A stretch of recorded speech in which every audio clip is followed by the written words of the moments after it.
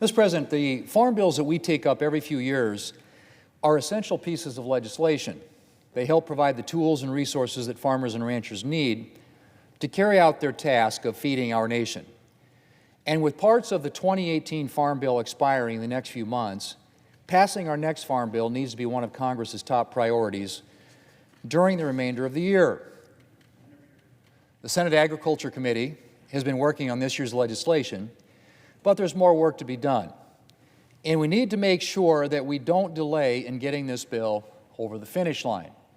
Farmers and ranchers already face a lot of uncertainty in their profession. Few jobs are as subject to market fluctuations or the whims of the weather, and the least that we can do is to have in Congress make sure that they know that the critical programs won't be expiring and they will continue to have access to essential resources that help make farming and ranching possible.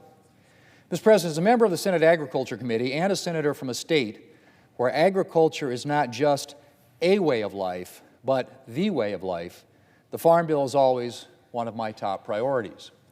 I've had the privilege of helping to craft 4 farm bills during my time in Congress. And for me, the process always begins and ends with farmers and ranchers. I've been gearing up for the 2023 Farm Bill pretty much since work finished on the last one. And last year, I kicked off a series of roundtables with agricultural producers to hear firsthand from farmers and ranchers what they need from this year's Farm Bill. These formal discussions, along with the many informal conversations I regularly have with farmers and ranchers, have provided me with invaluable feedback. And I'm working on a number of measures for this year's Farm Bill that reflect the input I've received from South Dakota producers. Mr. President, one thing that farmers have made clear is the critical role of the farm safety net. Crop insurance is the cornerstone of the farm safety net, and it needs to be maintained and, to the extent possible, strengthened in the next Farm Bill. Currently, the agricultural risk coverage and price loss coverage programs, which help offset losses when prices for agricultural commodities drop, are not always proving sufficient. And one of my top priorities for this year's bill is improving commodity and livestock programs to ensure that farmers and ranchers have sufficient backup. I'm also working to make the Conservation Reserve Program a more effective option for producers and landowners. Currently, the program doesn't sufficiently support grazing infrastructure, which limits the benefit of participating for some producers. And the annual payment limit for this program hasn't changed since it was first created in 1985. To address these issues, I introduced the Conservation Reserve Program Improvement Act, which would provide more flexibility for producers and increase the payment cap to account for increased land values. And I will work to ensure that the CRP Improvement Act is included in the final Farm Bill. Mr. President, in addition to farmed crops, livestock production is an integral part of South Dakota's agricultural economy. And one of my top priorities for this year's Farm Bill is addressing some of the challenges facing South Dakota livestock producers in getting their products to Americans' tables. The last few years have revealed some vulnerabilities in our food supply chain that had an outsized impact on agricultural and livestock producers. Early pandemic closures, for example, of some meat processing plants led to bottlenecks in processing livestock and delays for a lot of ranchers. And this led to supply shortages and empty cases at the grocery store. Shortages caused by lack of processing capacity, not a lack of livestock. It's become clear that livestock producers need more processing options. And one way we can reduce dependence on the big packers is by expanding smaller meat packers' capacity. I've introduced the Strengthening the Local Processing Act to help smaller processors invest in the infrastructure they need to expand. My bill would also allow more state-inspected meat products to be sold across state lines, which would open up new markets for small meat processors and the farmers and ranchers who supply them. I've also introduced legislation, the Bipartisan American Beef Labeling Act, to require the U.S. Trade Representative to develop a World Trade Organization compliant means of reinstating mandatory country of origin labeling for beef.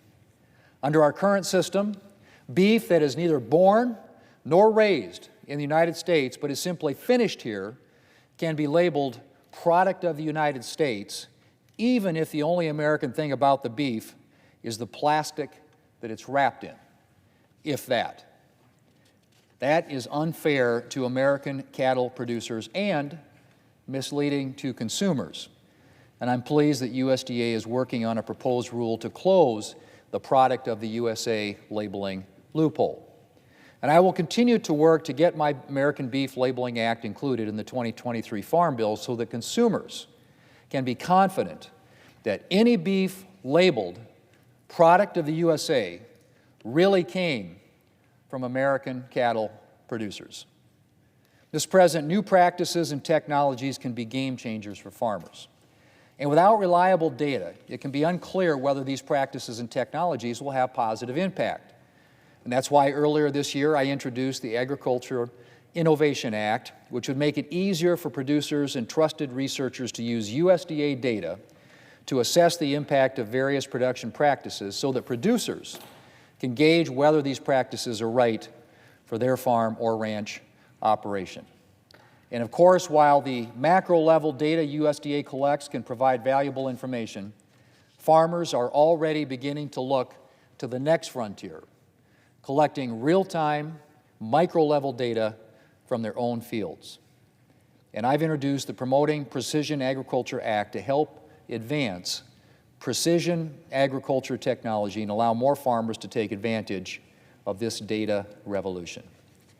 And because without a reliable internet connection, precision agriculture technology doesn't get very far, I'm also working to ensure that my bill to streamline USDA's broadband authorities and ensure that funding goes to areas where at least 90% of households lack broadband access is included in this year's Farm Bill.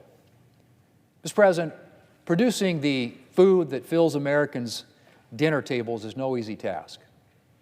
And we owe the men and women who do this important work the certainty that the programs they depend on will be there for them. I hope that leaders in both houses of Congress will put passing the 2023 Farm Bill at the very top of our to-do list. And I will do everything I can to advance this important legislation. And today and every day, I will continue to make farmers and ranchers my priority. Mr. President, I yield the floor.